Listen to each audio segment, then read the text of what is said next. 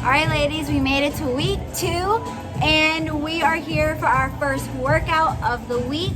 We're gonna have a strength-based workout. So we're gonna have our first 3 movements, and you're doing it 3 times, okay? So you're gonna have your elevated heels, plie squats, along with your single arm bent over row, and your plank. You're gonna do those 3 movements 3 times before moving on. So our first set of movements, you're gonna grab a little set of weights, some plates, that way the heels are slightly elevated off the floor. In this movement, you wanna make sure you're really focusing on still placing the weight through the heels and not rocking forward onto the toes. It's gonna more so help light up those quads and really focus on getting deep into those long lean muscles through the legs. So you're gonna place those weights right underneath the feet. Feet are gonna be a little bit wider than hip distance apart, so you're in a nice wide stance. Toes are to the corners of the room. That way when you come down, it's a nice wide stance. Exhale as you drive up heavy through those heels. Once you get that movement and you feel nice and confident, go ahead and grab your weight, place it right in front of the chest. You're driving down and heavy through those heels. That way those feet are nice and soft through those toes. Chest stays nice and tall. You're gonna help that posture by holding that weight up by the chest.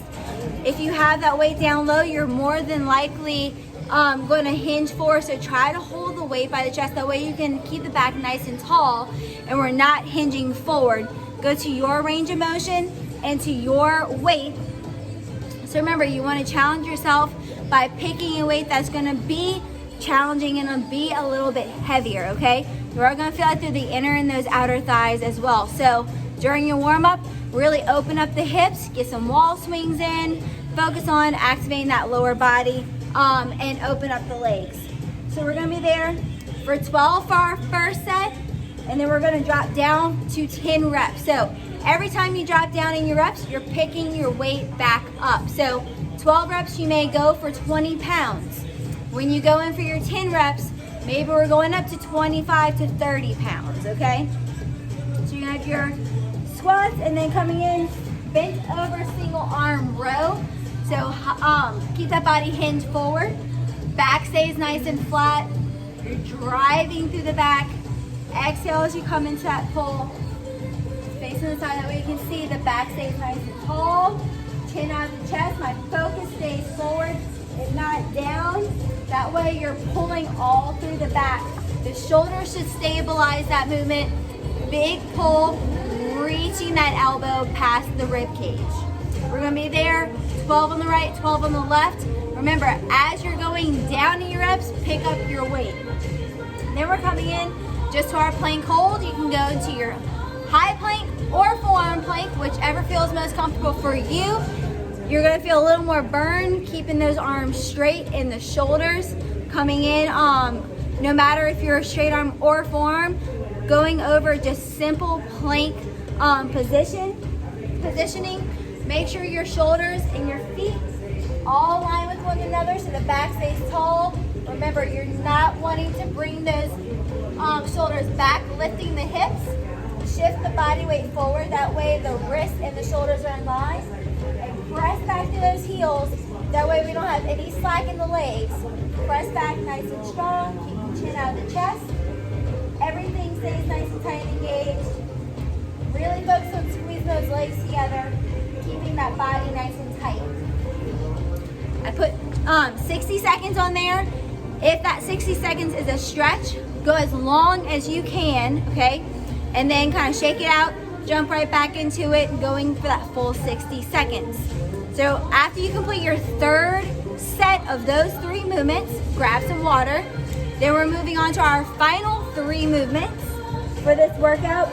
It is our hamstring curls. You can use a stability ball if you have a stability ball, or if you would like, you can use the hamstring curl machine at your gym if y'all have one accessible to you. So remember, whenever you're coming in for those hamstring curls, everything stays tight. Squeeze that core, squeeze the glutes. That way when you pull the ball in towards you, You should feel a nice little tightening sensation through those hamstrings. Sometimes you may get like that little Charlie horse feeling. That means you're engaging that hamstring and you're engaging the right muscle. So coming onto the ground, our legs are nice and long. As you squeeze up, squeeze those glutes, squeeze the core, hold the ball in towards the hips, and extend out. Exhale as you come into that curl and extend out. So I always like to place just the heels of my feet on top of the ball, squeeze my hips up, make sure my core is locked in, and then I begin my reps.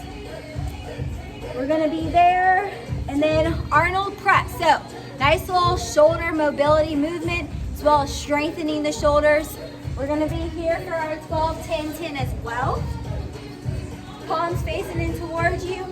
Exhale as you press up. Bring the palms back in. Exhale as you press. And control back in. Just so you can see that movement, those palms are facing in towards me. I'm rotating my palms as I press, and then coming back in towards the chest. Exhale and control as you come back down. And then we're gonna have our side V-ups. This again is gonna be your reps on the right and the left, so don't forget the other side. We're gonna be down on the ground. Bottom arm is there for support, okay? So place that bottom arm, palm flat against the floor. Knees out of the way. So that bottom arm is nice and long. You can bring the top hand behind the head or along, whatever makes you feel most comfortable in that movement. You're crunching up to that V and back down. Exhale as you crunch it up. Keep that core nice and tight. If the legs extended up is too much, come in with that nice little crunch. You should feel that motion moving through the core, moving through the obliques.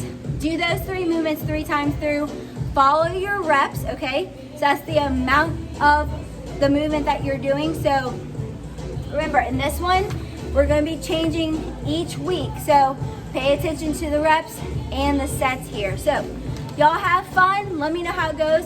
Text me if you have any questions as you're moving through.